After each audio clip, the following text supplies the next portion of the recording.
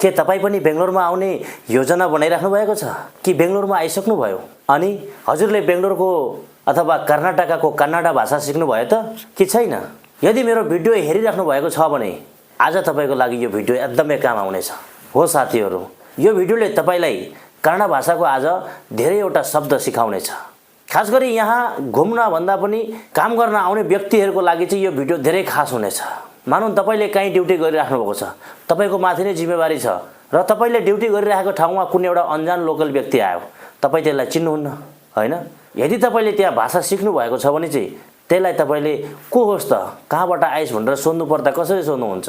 तपाईलाई म एक लाइन भनेर फेरि त्यसको अर्थ सम्झाउने छु है त। जस्तै कि एउटा अनजान व्यक्ति तपाईले ड्युटी गरेको ठाउँमा खडा छ, त्यसलाई तपाईले यसरी सोध्नुहुन्छ कन्नड भाषामा, यारो निन्नु अन्न ನೀವು ಇಲ್ಲಿಂದ ಬಂದಿದ್ದೀರಾ, ಇಲ್ಲಿ ಏನು ಕೆಲಸ ಇದೆ?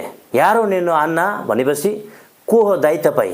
ನೀನು इल्लीಯಿಂದ ಬಂದಿದ್ದೀರಾ, तपाई कहाँबाट आउनु भएको? ಇಲ್ಲಿ ನಿಂದು यहाँ तपाईको ಏನು ಕೆಲಸ ಇದೆ, मतलब ಏನು ಕೆಲಸ भनेको चाहिँ के काम ಇದೆ भनेपछि छ।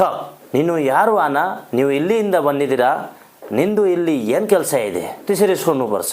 ಅಣ್ಣ ನೀನು ಇಲ್ಲಿಂದ ಹೋಗಿ, ಇಲ್ಲಿ ನೀನು ಇಡಬೇಡಿ, ಯಾಕೆ ಅಂದರೆ ನಂದು ಸಾರ್ ನನಗೆ ಬೈತಾರೆ। ಅರ್ಥಾತ್ ಅಣ್ಣ ನೀನು ಇಲ್ಲಿಂದ ಹೋಗಿ, ಅಣ್ಣ दाई ನೀನು हजुर हैन, इल्लीಯಿಂದ यहाँबाट ಹೋಗಿ जानुहोस्।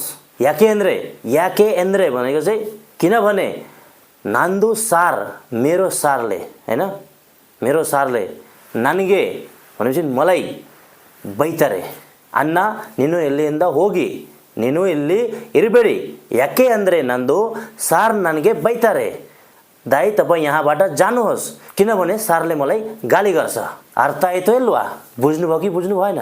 अनि त्यति भनिसकेपछि फेरि त्यो मान्छे रिसाउँछ कि भने जस्तो लाग्यो भने यसो भन्नुपर्छ, अन्न बेजार मारबडी ನಂದು ಕೆಲಸ ನಾವು ಮಾಡ್ತಾ ಇದ್ದೀವಿ, दाइ खराब नपाउनुहोस्, मैले मेरो काम गरिरहेको छु।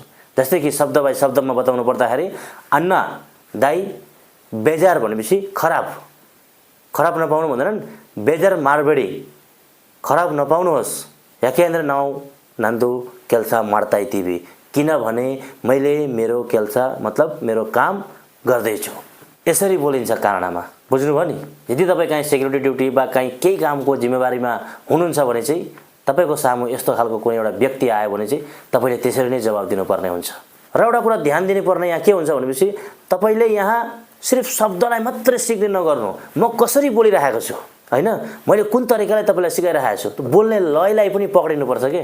त्यो बोल्ने लयलाई तपाईले पुरा पक्रिनुहुन्छ नि, अटोमेटिकली तपाईलाई बोल्न आइहाल्छ। मैले यार कुन चाहिँ ग्रामर पढेको, कुन चाहिँ किताब पढेको र एउटा दुईटा शब्दहरू जान्दा जान्दै हैन त्यसरी नै सिकेको, सबै थोक आउँछ मलाई, बस लेख्न आउँदैन है। फेरि अब कन्नडबाट जे भन्छन् त्यही चीज म हिन्दीबाट होस् चाहे नेपालीबाट होस् चाहे इंग्लिशबाट लेख्छु, तर कन्नडको जुन शब्दहरू हुन्छन् त्यो शब्दकोशलाई चाहिँ म लेख्न सक्दिनँ। हामीलाई किन लेख्नु पर्यो? हामी यहाँ पैसा कमाउन आएका हौं, त्यही पैसा कमाउनको लागि सजिलो होस्, यताउता हिँड्नको लागि सजिलो होस् भनेर अब बोलिन्छ भाषाहरू हैन र त्यसरी भाषा बोलेपछि भाषालाई सम्मान दिए जस्तो पनि हुन्छ र हामीलाई काम गर्न पनि सजिलो हुने, त्यही भएर त भाषा सिकिन्छ। अब एकैछिन दुईटा लाइन हजुरसँग म फटाफट बोल्छु, कसरी बोल्नु पर्ने भन्ने कुराहरुलाई तपाईले एकदम विचार गर्नुपर्ने खालका शब्दहरुलाई बोल्छु। नमस्कार सम्पूर्ण जनगुडुके, ನೀನು ಎಲ್ಲರೂ ಕರ್ನಾಟಕಕ್ಕೆ ಕನ್ನಡ ಭಾಷಾ ಕಲಿತಾ ಇದೀಯಾ, ನನಗೆ ತುಂಬಾ ಸಂತೋಷ ಆಗಿದೆ। ನೀನು ಯಾವ ಊರಿಂದ ಬಂದಿದ್ದೀಯಾ ಇದು ಮೇಲೆ ನನಗೆ ಏನು ಪ್ರಶ್ನೆ ಇಲ್ಲ, ನೀನು ನಿಂದು ಕೆಲಸ ಮಾಡಿ ಭಾಷಾ ಕಲಿ ದುಡ್ಡು ಸಂಪನ್ನ ಮಾಡಿ, ಯಾಕೆಂದ್ರೆ ನಿನ್ನೂ ಮನೆಯಲ್ಲಿ ಎಲ್ಲರೂ ಇದ್ದಾರೆ, ನನ್ನ ಮನೆಯಲ್ಲಿ ಎಲ್ಲರೂ ಇದ್ದಾರೆ, ಎಲ್ಲರೂ ಅಣ್ಣ ತಮ್ಮ ತರಾನೇ, यसरी नै बोलिन्छ।